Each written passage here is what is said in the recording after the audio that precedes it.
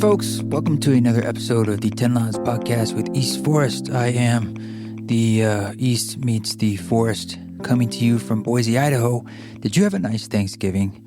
I did indeed end up taking a week off from the podcasting landscape, but I did record something for you, and that's this week. It is a sort of a recap of the experience I had and Radha had while in China. I went to did a tour date out there in China, outside Shanghai and in Shanghai. And we kind of wanted to, while it was fresh in our minds, because there were so many interesting, unusual experiences while going over there, you know, not just the music that I did, but cultural things that were like, hey, let's get this down on the digital tape, and thought we could share with you our China story. So that's what we got for you this week.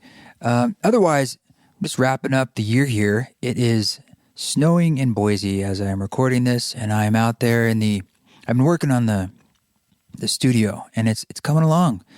I mean, so much so that last night we were unpacking furniture and putting it together, and the piano got moved in there. I wanted to acclimate for, several weeks or so before I tune it, and got the mini split fired up. So we're, it's warm. So something's going right, and got it all painted. So I only have a few more construction type things to do, and then the rest is now, music things. Imagine that. I ordered some acoustical treatments, and then I'm going to make a bunch of acoustical treatments. So that's about to happen. I think they're coming right after Christmas, and then I can finally start making music here, so I can make more music for you, my dear listener. It's what I try to do. I mean, we're making it for myself to make it for you. It's all big one circle of sub-ek. Sub-ek. It's Maharaji saying it's all one. But I went out to Oregon for the holidays, and I went out with the adopted family here, so to speak. We came here with Marissa and her kids, Radha. Went out to see my parents in Salem. We stopped at the Brighton Bush Hot Springs on the way, which is always a treat to get into the water of Earth. It was snowing there too, which was super beautiful. And then we got a day in Portland too, and made a nice little loop of it. I'm heading to Maui. I know, cry a tear for me. Tomorrow, which is December 2nd, when I'm recording this, to go out to the Ram Dass retreat to share more music. I'll be playing music from the Ram Dass record. I'm going to do an East Forest ceremony out there, I think on the Saturday of the retreat. That's held up in the northwest corner of Maui, the Napili Kai Resort in Napili Bay. So really looking forward to that for obvious reasons.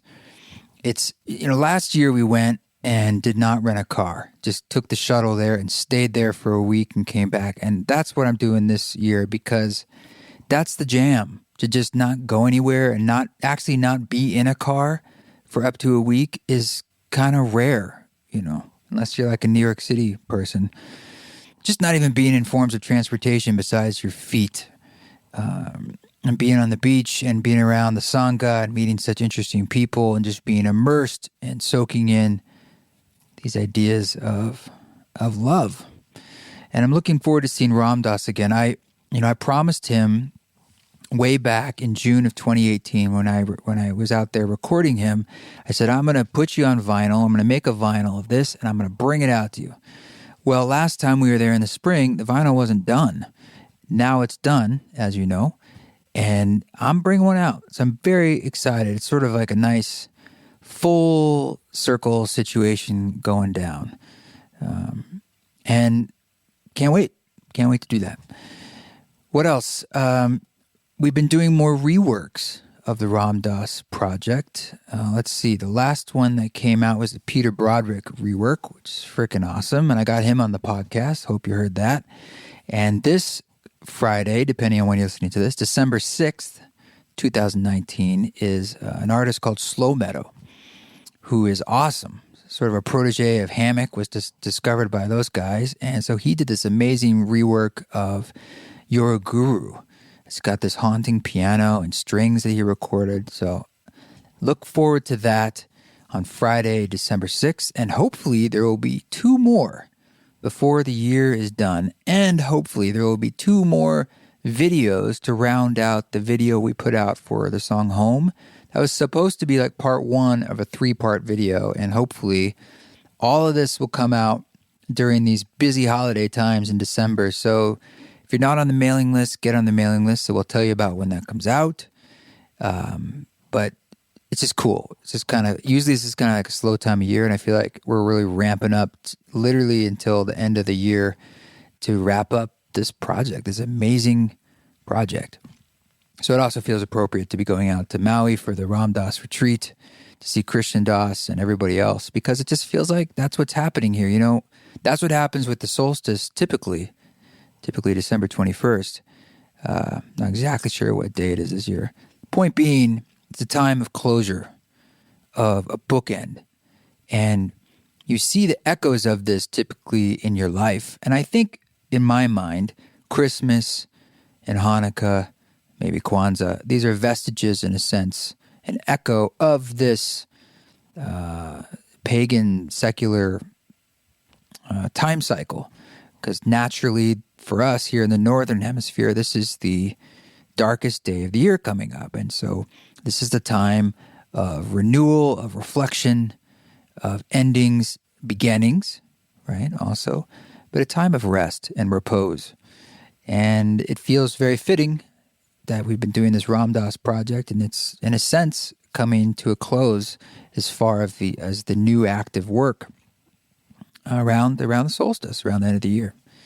And what comes next in 2020 for myself, at least, I don't know. Obviously, I know little things here and there, but as far as like big picture, I don't know.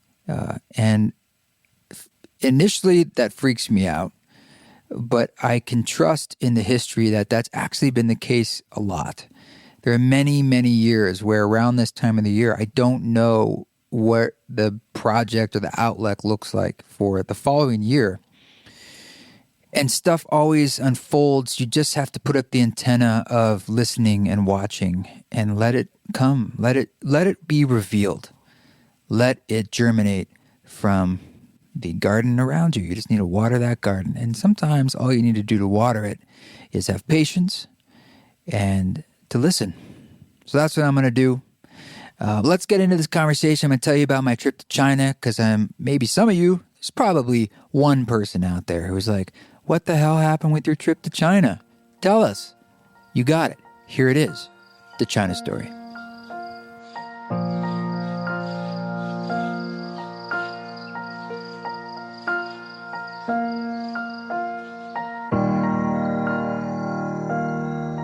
So we wanted to do a debrief on the trip to China because we just got back and these things can be fresh in your head. And there are many things that were, as we called them, high weirdness. Yeah. And just, it's such an interesting experience. So let's dive in. I was thinking about the phrase we've been using, high weirdness. I wanted to clarify it's not in the sense of like highbrow in any way. No, it's Eric Davis's phrase. Oh, so let's give credit where credit is due. What does Eric say? That was his book, I believe.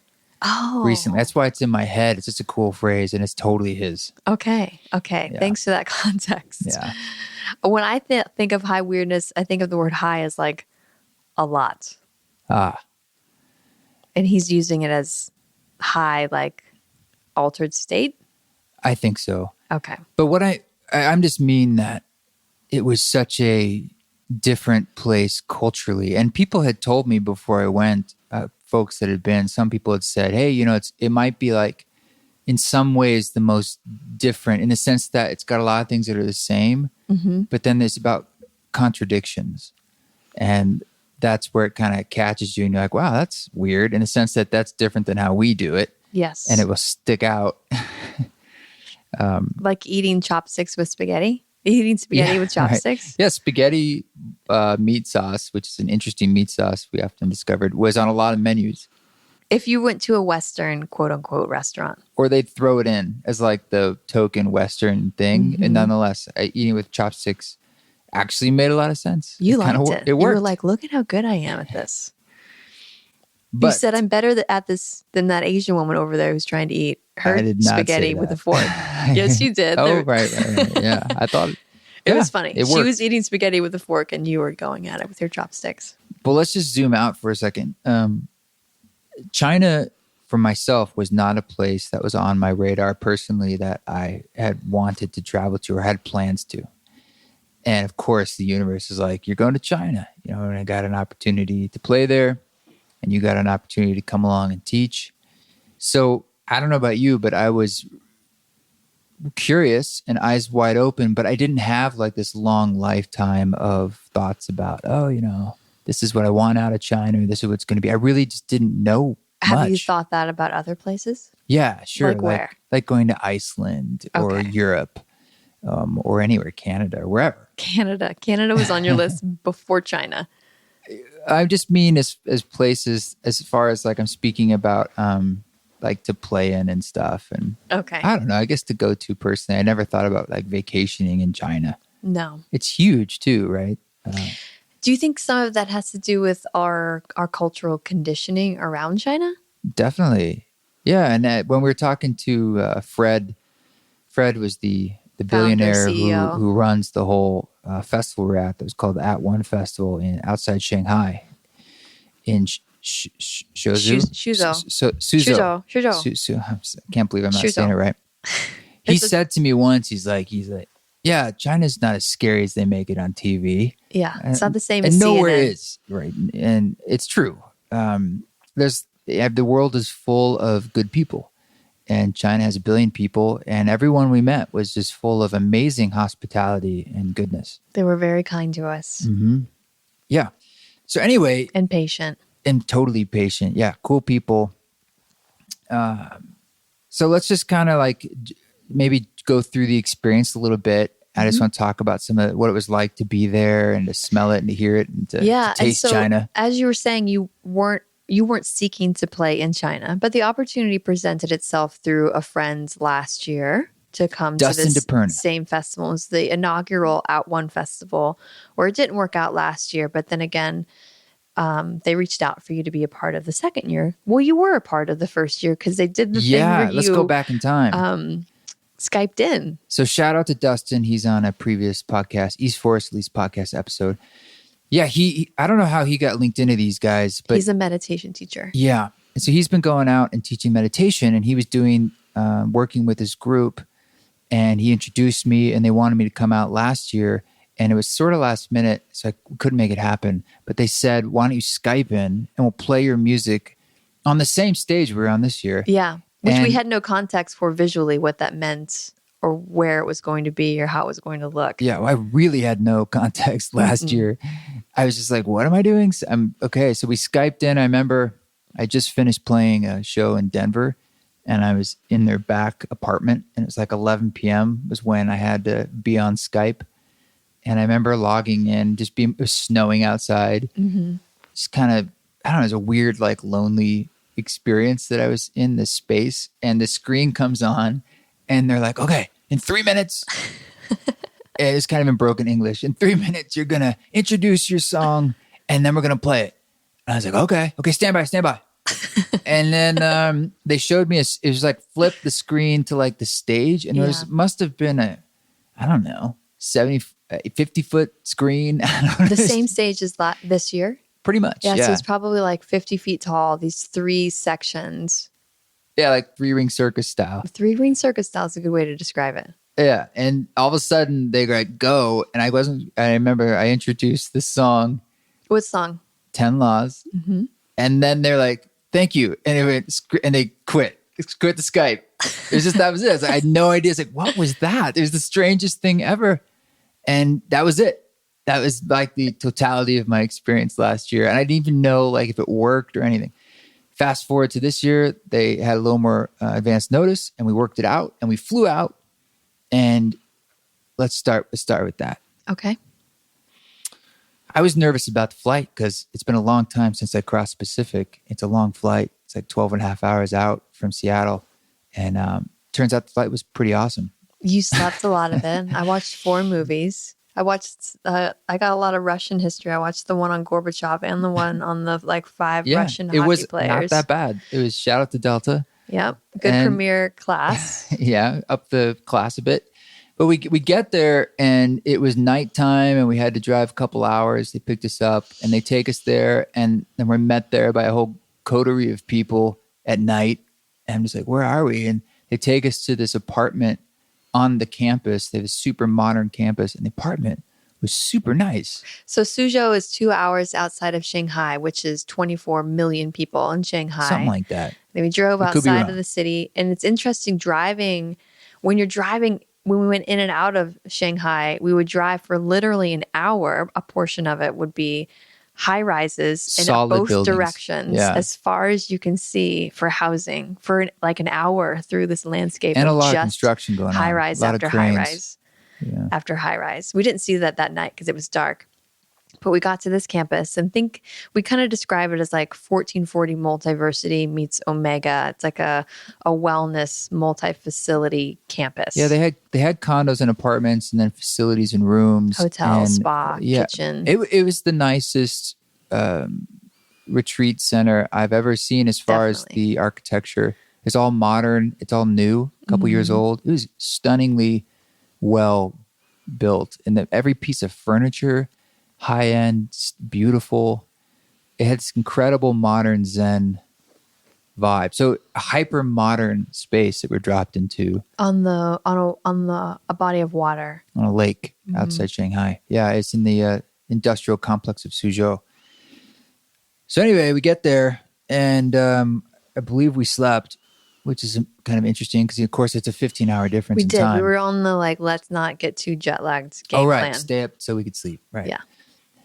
And we get up and we don't really know much about where we're supposed to be except that I had a rehearsal that day on Thursday. But they said they'd come get us for breakfast because it was too difficult to explain in the dark where to go when we first got there. So they sent a little, they call them buggy, golf carts. Yeah. The buggy got us in the morning and brought us to their At-One hotel, which has a high-end restaurant. And it's kind of like a prefix menu where they just feed you what it's going to be.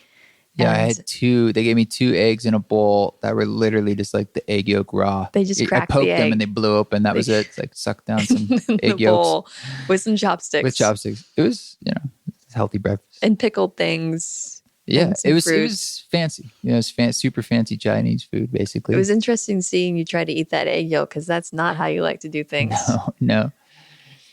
But we do a rehearsal and all this stuff, and you and I are commenting the whole time that we just never really quite knew, what's the program, or is there a map of this place? We never were very No one gave informed. us a program. No one gave us a map. No one gave us a welcome letter or like the itinerary. And there was apparently a WeChat for all the performers, but we don't have WeChat. This is what we discovered. And so we were out of the loop the whole time. Everything, and I mean everything, is either through a QR code and or WeChat, which is their main app of apps. It's the megalomania of like Facebook meets Instagram meets text messaging in your email meets and Apple your Pay. bank. Yeah, and so you pay for everything with WeChat, like everywhere, and it's a cashless society. You chat through WeChat anyway. So we didn't know that. I guess that was the way to find out anything and everything. And you can't just sign up for WeChat either. You can't just download it and have it on your phone. You can't activate it. Yeah. They have a system where somebody who's already on WeChat has to approve your friendship through it, but they can't do that more than once per 6 months. And if they are new to mainland China, they can't do it. If they're international, they can do it. It's within a month. Right. Surrounded by rules. We were like VIP guests who knew nothing. Yeah. We constantly, someone would say something like, oh, did you see, there's this amazing calligraphy session. We're like, where's that? Like, oh, it's in this other bungalow. Like, what's a bungalow? So we're just kind of roaming around trying to figure out where we're supposed to be and when. And truthfully, the language barrier was bigger than I thought it would be. Did you find that to be true? Yes. Because it's not like French or something or any language that were typical to that have sort of connective tissue in its past where it's, the restaurant's the same word. You kind of poke around.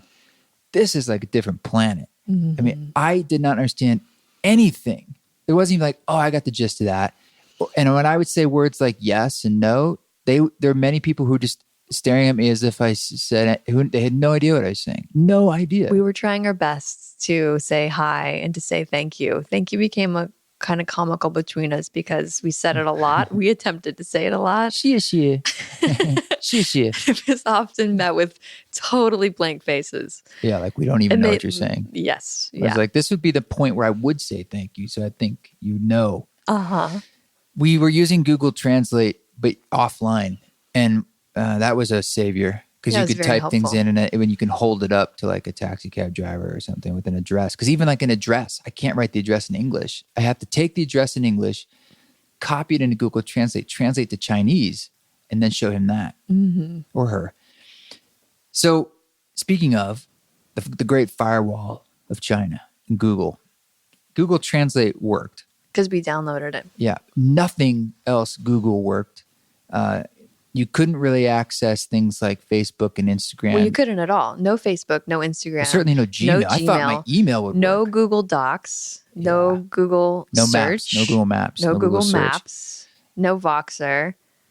No lots of things. Yeah. I mean, they had a TV in the room and I wanted to, because there's about, I don't even know, over a dozen state TV channels I wanted to check out. But then they had maybe 6 other channels. They had HBO, CNN, BBC, National Geographic, and something else. But MTV. Oh yeah, MTV. But it was Chinese MTV. That was amazing. But when we were watching CNN, like the Hong Kong protests, there were a lot of stories going on about that. But every time a story would come on of any kind of importance, the screen just went black. And it would stay black for minutes on end until they decided, I guess, some sensor that it could come back on. It no announcement, no thing on the screen, just goes black, like the TV goes off. And I did not. I knew we needed things like a VPN to get around a lot of this, at least on our phones. But it was harder than I thought it would be. Like I was trying to do some mastering for the reworks, and with Slow Meadow was sending me stuff, and I was like, well, I can't use Drive to send him stuff. I couldn't access WeTransfer. Or Dropbox, right? Dropbox wasn't working. So it was just like things I take for granted here is just like day-to-day ways of passing information. None. I had to just rethink those basics, and it really slowed us down. We took like a Google detox in a sense. Oh, for sure. And not realizing how full that is in our lives. Yeah. I mean, I'm in the midst of opening a new business and have 2 partners, and we were talking back and forth about lots and lots of things, and they basically didn't hear from me for a week. Yeah, you were even more dropped out than me because I was able to use my cell phone on like cell phone data a little bit. Yeah, you got a hot spot. And then I could trickle into certain things, but still, the firewall was incredible. Mm-hmm. Yes. So anyway, we used that a lot to try to communicate, and there were a lot of interesting experiences at the festival. I played the opening and closing ceremony, or parts of it, and I was supposed to do a ceremony concert, but can I just describe, I love the opening ceremony and the closing ceremony. They had what they called a narrative for the opening and closing. There was this woman, Esther, who's sort of the organizer of the festival. Totally, yeah. Fred, who was the CEO and, the big decision maker of how he wants things to be. And talking about the opening ceremony with you, it was, has he seen the narrative? Has he read the narrative? Show him the narrative. It was written out like a play with 3 different acts. And it was based on like Taoist philosophy of the heaven and universe meeting the earth. It was all broad things. Like it wasn't specific, right? Like, oh my gosh, I feel like I should go grab it. I wish we had it. I have it somewhere. Well, point is, it was they did hand it to me because Fred was like, "You need it. It's all about the narrative." He said, "I didn't even want to explain it to you. Just read the narrative." I was like, "Okay." I read the narrative and it said, "East Forest will play the universe or something." Is the sound of the universe. I was like, "All right, I'll do the sound of the universe." And then the next act was these modern dancers who were maybe like the element of heaven coming down to earth. And the next act was like Chinese Burning Man style poi fire spinners representing the element of earth, followed by traditional Shaolin monk acrobatic performance that was like man and with their drumming and really grounded energy, followed by East Forest again, capping it off, syncing back all together. Yeah. It's like an hour-long performance or more. As the only gringo up there. Oh, for sure. With like big TV cameras too. It was all being filmed. Yeah, they crane cameras and high production. It was interesting. And again, what would strike me again and again was the contradictions. Yes. The cultural contradictions and how for me something was unusual. I'm sure it's normal for them, but they'll just swing from one thing to another. No big deal. And then that happened with your yoga class. Yeah. Of course. Yep. I taught yoga on Saturday afternoon and I thought for some reason we were supposed to be there at 4. This is again, we were confused and kind of out of the loop. Apparently it was 4:30 to 5:30, but it had a window and it looked like it was till 6, the way it was all blocked out. Couldn't read the schedule. Couldn't read the schedule. And there wasn't a stage manager who was directing anything. And we were on this big main stage. There's just the sound guy who, when we got there, had his head down on the board sleeping. He spoke zero English. And he was the kind of guy, I would type into the translate, I need 4 direct boxes. And he just kind of stare at me. And I was like, I really need these, to play. And he would just kind of say stuff in Chinese and walk off. And you'd say, is he going to get it? I don't know. I'm going to just stand here and wait. And maybe they'll show him up with those. I don't know. And they did. They didn't have the DI boxes when we got there. They had nothing. Yeah. What that you'd asked for ahead of time. I need it. Yeah. But then they got it. They got everything. They were great. And but your class, I played music for your class. He played like he does, and I love it when he plays for me. We've done it many, many times, and different styles of class. And I knew with this it would be an audience, obviously, that I don't know and they don't know me, and so I wanted to keep it very accessible and kind of a slow flow, really adaptable to anybody, and trying to get them to go deep at the same time and connect to the music. And there was when I started, there was 2 people out there. Yeah, it was dismal at first. When I was hanging there, the people would show up. And then by the time I got going, there was maybe 30 at its peak. But we were in this amphitheater down low with this, rows of seating steps all around. And there was probably 100 people watching. And there was the big screen behind us too. But the class was wonderful. And we weren't quite clear, like I said, do we end at 5:30 or 6? But there's nothing after us because there's nothing on the schedule after us as far as we could see anywhere. So I felt kind of confident with some looseness in it. And it got to be about, 5:30's there and we're in Shavasana, and I wanted to give them at least 10 minutes of a nice East Forest sound experience, but I was taking them through a progressive muscle relaxation from their feet to their head while going out into the audience and giving some Shavasana massages and getting them even further into the space. And I was out there in the crowd with my hands, I was squatting down, my hands on a man's feet, and a woman comes up to me really quickly and squats down and she says, "When are you finished?" When are you finished? Yeah. I saw her. You were off. I saw some come up to you, whisper in your ear, and I thought, what's the problem?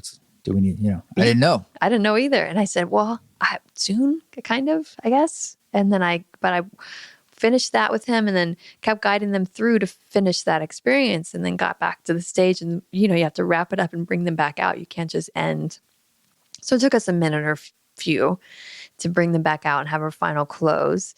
And the very second that we finished, a DJ set started on top of us on the same stage. Yeah, you finished and I ended with, I remember I was playing this field recording. What was the field recording? Of these wind chimes and frogs from an ayahuasca ceremony. I mean, it's a really potent, deep, subtle, sound. Yeah. Almost like, wow, are we open enough to feel this? Yes, we are. So let's go. We do it, and there it is. Oh wow! It was so. And it just closes down, and it's now dark. And thank you very much. Namaste. And then all of a sudden, I took a recording of it. Here, I'm going to play it. The loudest DJ in your life. The second we finished, they did this on top of the folks we had just Shavasanaed. She snuck up and sat up behind me.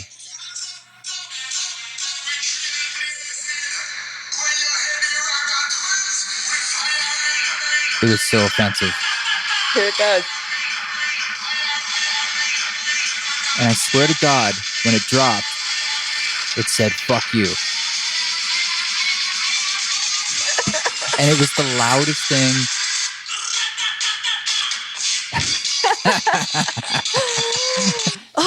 As soon as that happened, I had to shove my in-ears back in because literally it was so loud that I was just like... It was the loudest music I'd ever heard. I'd never heard music. It was an assault. Not only was it very aggressive music, but it was the loudest I've ever heard like music, period.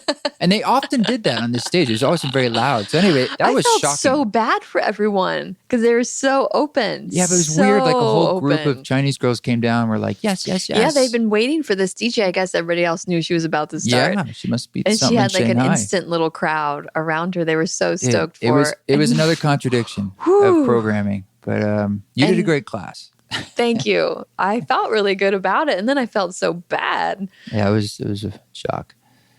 And then there was the wedding band after you. Yeah, like that was a 12-piece wedding band that wanted to set up as quickly as possible on top of you breaking down, which I guess is kind of against etiquette typically for... Well, there were a lot of quick changeovers, and that was, I don't know. I mean, that was the thing, you know, when I was going there, I didn't really know what I was going to be doing. Yeah. You know, I had to just sort of roll with that. I wasn't sure. It was challenging to rehearse and prepare in a sense because, like, I don't know. Am I doing like a concert, or is it like a ceremony, or is it a talk, a meditation, or, you know? And it turns out we were doing a lot of different things over different days, and you just have to have that attitude, I suppose, of just rolling with it and being of service the best you can. And the stage was outdoors too. There was no cover on it. And the weather was good, except for the last day, it was cloudy. And it said it was 40% chance of rain later in the day. But I was looking at that and I was like, I don't know, man. This looks like it's going to rain. And you were part of the closing ceremony too. Which was a big deal for them. So it's like seemed to be the most important things. And it was like... They had another 3 acts to it. Yeah. And sure enough, I'm up there doing it and I felt some little drops. And as soon as I finished the song, I went off stage and I said to someone, I said, I need a tarp or something. And I think she said, like, it's fine, it's just a little bit. And I said, no, it's really important that I don't have any water. Part of the setup too is they didn't want you to break down. It wasn't like breakdown changeover. They wanted like a little movement and as much stillness on the stage as possible through transitions. Yeah. So they weren't into the idea of you breaking down. Which I get. But it was stressful for me because, I don't know, I was just sensing like this is a really big problem. And so I actually started, I just pulled the rug myself to the edge of the stage while the other stuff was going on and started breaking down. I just broke everything down. And literally within 30 seconds after I zipped the suitcase closed, it started dumping. A huge downpour. I mean, dumping. It would have destroyed everything, let alone the opportunity for electrocution. That was shocking to me. I've never had something that close call like that. And Punu at that moment, Punu Wasu, he's a Indian teacher, meditation teacher, kirtan musician. He was playing in that moment with his brother and he really brought it because he just was like, this is a blessing. Yeah. Stop running away. Come and dance. I could do that. Yeah. And he brought the full like Hare Krishna dance vibe into it, which was wonderful for them. They were really happy for that celebratory moment, dance in the rain. You were quite upset about the rain and it scared me. It's such a close call and I didn't have any support there to like, you know, all I needed was a tarp or a cover over the stage, which is typically something I require. But like, again, I didn't know. I just had to show up and be like, and a lot of that was lost in translation, I think, where I saw when I first showed up, my writer was there and someone said like, I can't translate this. And I was just like, okay, I need power. You know, extension cords. Yeah, I was getting real basic there. But let's talk about some of the other things about China, because we went to Shanghai one day and we went to Suzhou too. I just want to like drop in a little bit to like outside the festival itself.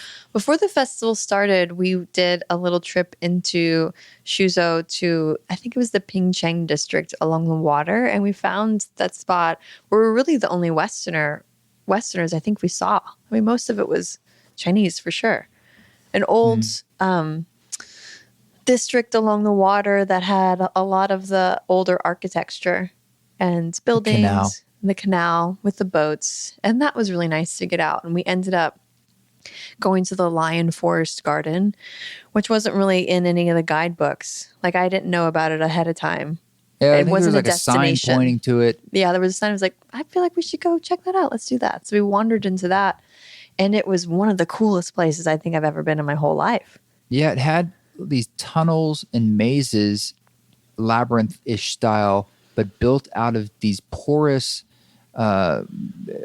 rocks. Porous rock sculptures. That I'd never seen anything quite like them, that you're just kind of, they would literally zigzag and weave up and down little stairs and down underground. It was a maze, actually. It was totally a maze, but inside a traditional Chinese garden. So it's stunningly beautiful, but then you're in this sort of playful maze made out of porous rock. Yes. It's beautiful and unusual, unique, meditative. Super unique. And again, confusing. Like, what is this? Where are we? How did we get into this? Yeah, there were so many Chinese there. We were, again, the only Westerners, and all of us were just wandering around through these porous rock mazes. And there was like koi ponds, and you're kind of going over them and around them, and that was super cool. And yeah, so we went into Shanghai one day and got a taxi there. You complimented the was Eddie the marketing director for Octave? Yes. Oh yeah. This guy Eddie drops in, and he had this beautiful linen suit. And immediately I said, "That's a sharp suit, man." And he says, "Oh, well, I got this made at a tailor in Shanghai." And I said, "What's his name?" He says, "I'll get the name for you." And I was on WeChat at this point. He WeChats me the business card, and I call our WeChat the guy. It just said Jason on it. Turns out that's the name of his business. That's not his name. Jason. I thought it was Jason. And I said, "Look, we're coming to Shanghai tomorrow. I wonder if I can stop by." To that point, I thought it was interesting that most of the Chinese that we interacted with, they were called Fred, Esther, Jenny, Don, Paul, I still don't understand that. Jason. I know that's not their birth name. They didn't have quote unquote Chinese names. They had very Western names, and that's what they went by. And that's I had a feeling that was for us. What? Or you have like two names in a way, like a nickname. I don't know. Even their business cards would say Steve or Jenny or Esther. I just don't know. Or Don or Paul. That's what they went by. Fred. When we were talking about Fred, we were like, is Fred Chinese or is Fred Western? Was his name. Yeah. So but for all I know, he grew up in England. I don't know. You know what I mean? No, he didn't. He grew up in Saigon. Saigon? Shanghai, you mean? No, Singapore. Vietnam? Singapore. He grew up in Singapore. Sorry. But that was strange, and we don't know the answer to that. But everyone had Western names. A lot of people we met, at least. Yeah. So going back to the suits, we did go into Shanghai, and I was texting with this guy, and he said, "Stop by." I didn't know what to expect. We stopped by, and it's like a building where it's like a garment district where everyone in there is making clothing, custom clothing. And we walk in, trying to find him. We eventually find his like stall. And it was raining out. It was cold, and I was a little overwhelmed. And I'm just sort of like, I don't know. Hey, I hear you make suits. I don't know what this costs. I don't know what's involved. I don't know what kind of swindling is going to go down. But he's a very nice guy. He seemed to understand what I was saying. Very sweet man. I don't know his name. Jason. We'll call him Jason. I don't think it is. I want to call him Jason. Okay, he is Jason now. Stall 282. And it turns out the suits were like, he makes these gorgeous handmade suits tailored to you. And you just sit there and he's just like, "Yeah, what kind of fabric you want?" He hands me a bunch of swatches. Yeah, you did say I was like, "Wait a minute, there's too many." The first minute you're like, "I can't do this. I'm getting overwhelmed." I'm like, "Calm down. We'll just take this one piece at a time." And then you made three. He said, "How many suits do you want?" I thought I was going to get one. I said, "How many?" I said, "How much are they?" And he told me. And I was like, "That's not that expensive." I was like, "Maybe I'll get two." And then he said, "Summer or winter? Do you need a sport coat?" All right, let's throw in a sport coat. So we picked out some cool fabrics. And of course, the ladies are coming up to you in the shop, and you end up getting a beautiful cashmere coat. Custom made. And of course, we get the wheel and deal. We put it all into a package deal. It was great. So I ended up getting two suits. You were very happy. And he made them in 24 hours. And get this, delivered them to the checkout desk at Delta at the Shanghai airport. We met him at the airport. He handed us the finished product, put it in the luggage, and we took off. It's true. It was incredible. That's how it went down. That's a beautiful Chinese hospitality. It was. I mean, it really He's was. like, I know who you are. I will be there. I'll see you. You will get these. And we discussed it through WeChat. Yeah. Yep. And then when we spent the day in Shanghai walking around, going to these other cool, I forget the name of that one. Tianfang, I think? Tianfang, that was it. Sort of a shopping district in an old part of the city that was like little alleyways. Mm-hmm. Yeah. And you're walking past stalls that have all the weird Chinese food, like the chicken feet and the duck heads and the squids. Squid on a stick. And then other strange shapes of food, candy type things. Who knows what it was, yeah. It was more like, don't even stop to like look at it. Yeah, a lot of interesting foods, obviously. And we had a lot of dim sum. Mm-hmm. They have lots of soups and rices and, of course, the spaghetti. But we had Shanghai, we slowly were making our way towards the Bund. Is that what it's called? Yeah, the Bund. Like the Shanghai center, is this interesting history. I'm kind of the guidebook person where before the communist China, in the early 1900s, Shanghai was became a port town through the one of the British wars. They wanted to open up trade with China, so they did. And so then Britain and America and France had different sections of town that were ruled only by the laws of those countries. I don't understand that. How that... So it was very like almost like Old West in the U.S., like a renegade rogue, lots of mob characters, shady stuff, but also very prosperous at the same time. Lots and lots and lots of money. So they call that the Bunds now, where obviously that's not the case with the rules currently, but there's a lot of the same old architecture, like, you know, a Waldorf Astoria hotel and things like that on the water. Yeah. It's hyper modern, really beautiful, bustling on that area on the water. And the skyline is also like, you know, dozens and dozens of huge skyscrapers, and all of them completely lit up, where the entire building is like an LED, LCD type screen where they can display graphics, and they'd have multiple buildings linked together. So sort of like think the buildings as billboards, like Times Square style, but instead of having commercialized products coming out, it's just like imagery and flat, like Burning Man style flashiness, lights, blinky like shit everywhere. Looking at the playa at night was the Shanghai skyline at night on the water. Massive. Yeah, that was kind of how we ended the night. And someone we had met, this French guy, had recommended some spot. We were trying to find it. We didn't find it. We found another spot. It was basically this bar with a great view overlooking this, and that was a great way to end the night. Building structure overlooking Shanghai. It was called the Pop Bar, so it was like American Pop, where you could go. The menu was like corn dogs and little sliders and French fries. And they had a mural with Don Johnson. It was Miami Vice. Oh, Miami Vice and mural. And in the middle was Marilyn Monroe, which doesn't go together at all, but looked great. Yeah. So we really only got one full day in Shanghai like that, and I guess 2 days in Suzhou, or 1 day. 2 days. Yeah, and the rest of the time we were on the campus outside of Suzhou at the Sangha Octave. That one of the first days I went for that walk during sunset while you were doing your practice for the opening ceremony, and I came back and I said to you, I remarked how quiet it was, that I had gone on this walk by myself and no one bothered me. Nobody said anything. Nobody, it was chill. Nobody harassed me. And the noise of the city was quite quiet. I was trying to explain to you, I'm like, I think the mopeds are electric. These mopeds would go by me and I would hear no sound. Which was great because there's less fumes. Yeah. There was a lot of pollution. Like you look in the distance, you could see a lot of pollution. But nonetheless, a lot of the cars were electric. Mm-hmm. All of the mopeds were electric. Yep. All of them. So... That surprised me. I know China's been making an initiative for electric cars to take over by law there, which is interesting and cool. But it seems like they're actually way ahead than we are in that sense, at least in this city. I don't know what the rest of the country's like. It was incredible. And so many people were on mopeds, and it seemed like the way to get around, and not a single noise. Not a single noise. Less than like New York City, for sure. Oh, it was, just so remarkably quiet for a city. The quietest city I'd ever been in.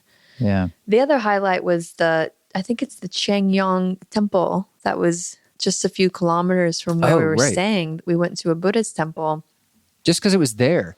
Someone said, hey, I mentioned we want to go to a temple. And this woman, I think she was Chinese. She said, yeah, there's one you can walk to just north of here. And it's kind of like on an island. And I looked on Apple Maps worked. Apple stuff works. I looked on Apple Maps and there it was 2 kilometers away. So like, hey, let's go tomorrow. So we went to that temple and we knew that there was a Kuan Yin there. We'd heard there was a giant Kuan Yin.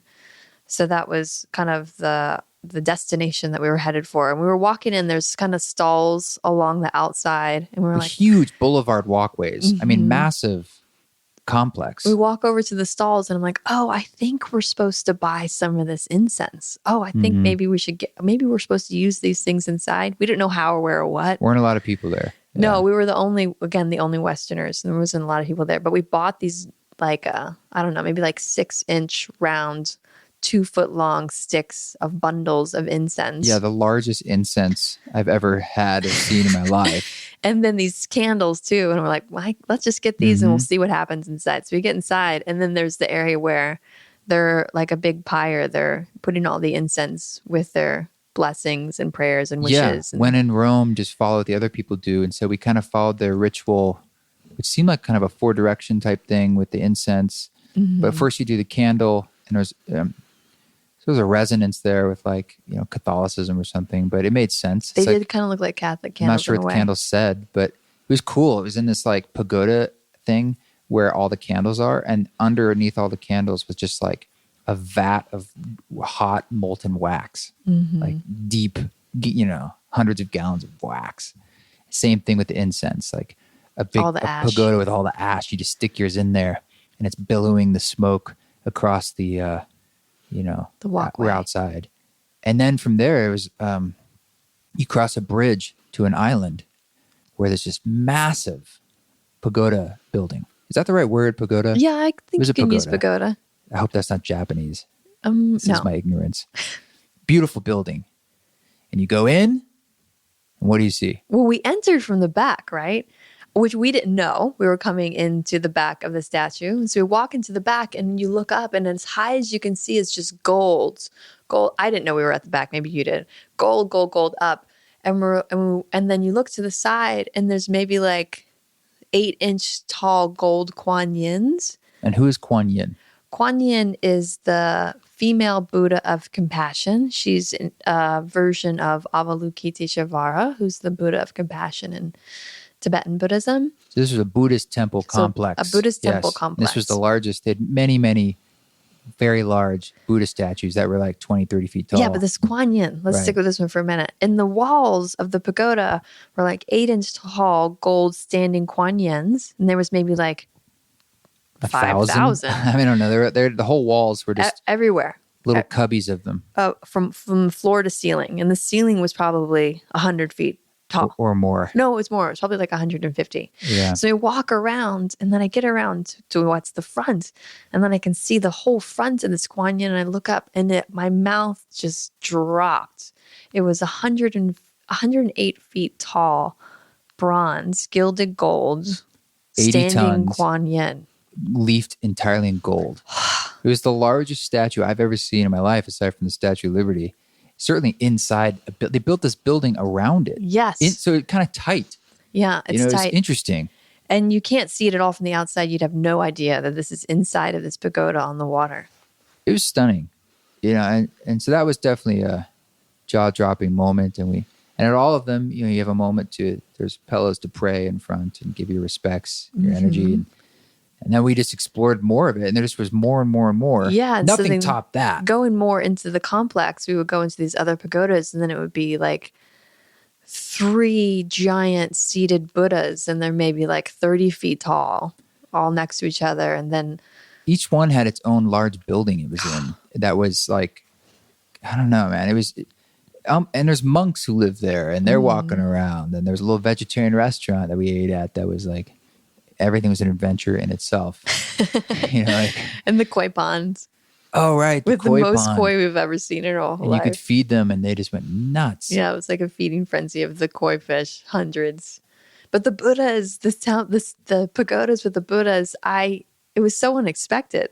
Part of me, when we saw the Kuan Yin, and I know that was a really powerful moment for you and personal connection, I kind of felt like the whole trip, that was why you were there, for you. Yeah, it was. There was some kind of like pilgrimage feeling going on. Totally. And I didn't even know she was there. Yeah, it brought you there in a sense. Oh, for sure. And that was I really enjoyed. That was a beautiful day too. You know, there was that day in Shanghai where it was cold and rainy, like really cold, like 50. But then some of the other days it was like 75 and kind of hot. Yeah. So it's kind of amazing swings in weather. And we were there, I think the whole trip was 8 days, right? Something like that. And we were headquartered at the Sangha retreat the whole time. They let us stay, which was awesome. Past the festival ending, and then it became a ghost town. We were literally the only people in. We came back the whole retreat that night center. from like Shanghai, and no one was there. Like it was like all the lights were off, like the guide lights on the ground. It was just like this dark complex, and there's one security guard at the road, and that was it. Everything was off. The next morning when we wanted to go to the temple, there wasn't even anybody at the front desk. Nope, there was not. And the only other thing we did there was like going to the spa. They had a super fancy. Your friend Dustin said you have to get a massage. Yep. You have to so get a massage. So we said, okay, we did. And we found the spa center, and it was like, again, stunningly modern. And we like, they gave us this huge menu as they gave us tea and what do you want to do? And we picked out some massages. I picked the four-handed massage. You picked some traditional massage. It was their rebirth massage, like their classic massage. And we don't have to go through the whole thing, but I just remember it started with you take off your shoes, and they had like a Tibetan bowl at the beginning of a pillar. Yeah, at the beginning of a corridor that was made of like, acrylic. Think dark. It reminded me of Space Mountain, the hallway in Space Mountain. It was about 200 feet long. I mean, it's weird. And you walk down this thing, they hit the bell, and on the walls is like this projected imagery of solar systems. Galaxies and universes. So you're walking down this tunnel, the gong is being rung. In front of you is a living wall. There were lots of living walls, walls of plants. You get down at the bottom, then it's men and women's sides, and we go get changed, and then we meet for the hydrotherapy that they want us to have before we get the massage. And they lay us in these sun chairs that you have a prescribed amount of time in. Sonic sun chairs that would vibrate with speakers in them. And saunas and steam rooms and ice baths and the walk across the pebble. Oh yeah, you walk river stones, stimulating your feet with hot waters and cold waters and different rocks under your feet, and it was elaborate and just room after room after room. And we didn't even do all of it. We didn't. And then we went into each of our respective massages and did that whole thing, and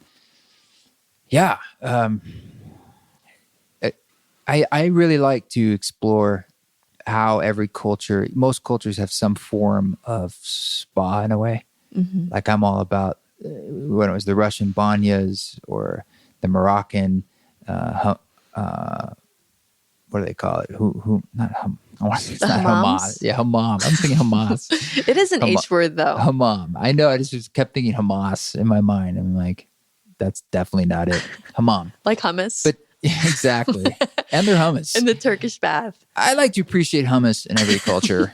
I went to Russia. And we went to Mexico last year on vacation. We went to the different everywhere. Geothermals. Basically, if they have a hot spring, take me there. Yeah. If they don't have that, show me what the traditional water steam spa thing is in this culture, because there usually is some form of it. Yeah. And as part of a massage, it's always the different. Traditional aspect was they wash your feet beforehand.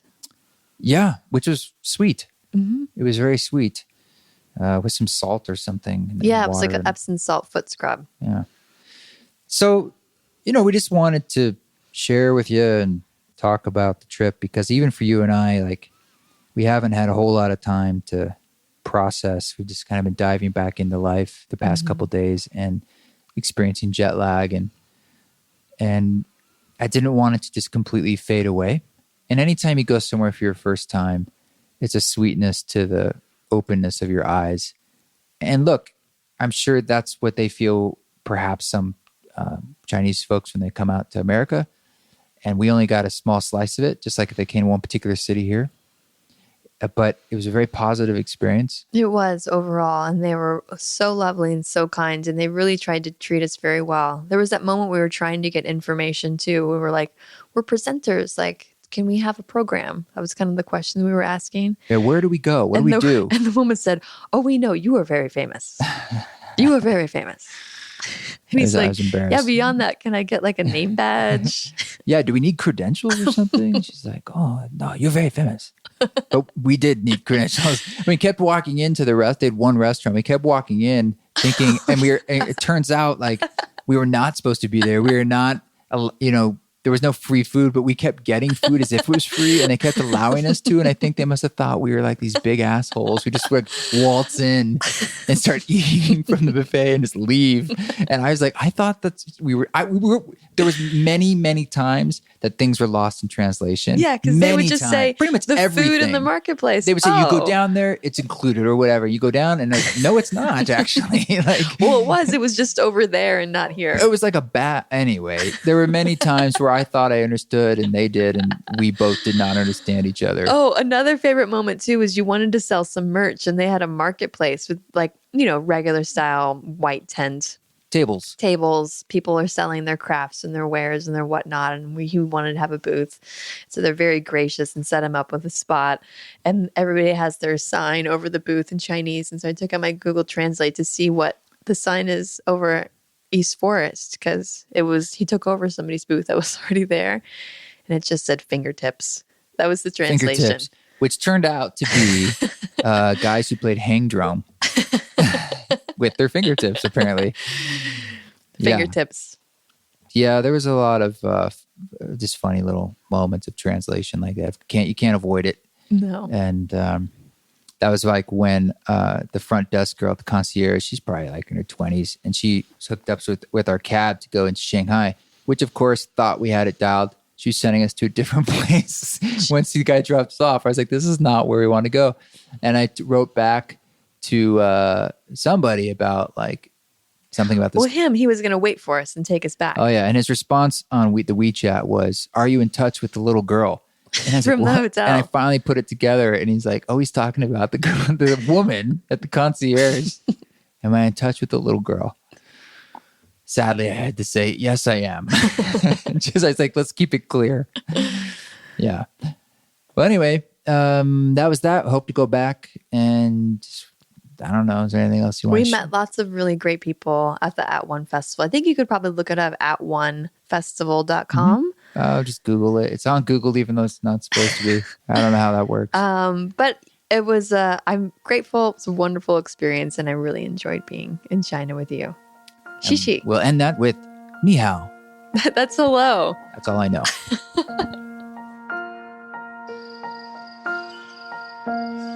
All right. Thank you so much. Hey, can you give this podcast a review, please? Just go back if you're on Apple Podcasts and scroll down to the very, very bottom if you're online, and you give it 5 stars real easily. Even better, you can leave a review.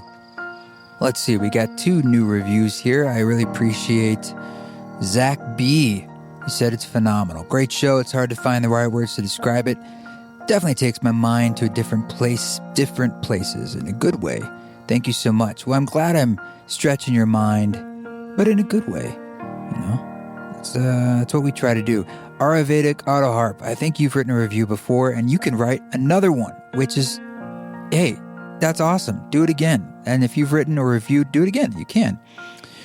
Thanksgiving, your music and podcasts enriched my life immeasurably. Happy Thanksgiving to you and Radha with my love, Ayurveda Auto Harp. Right back at you. Happy Thanksgiving. Thank you so much. We appreciate it. And we'll keep doing this. Hey, you guys keep walking your walk. We'll talk to you soon. Lots more to come. Dive into this solstice. Don't take any shit, but if you do, hey, you know what to do. You do it with grace. Peace.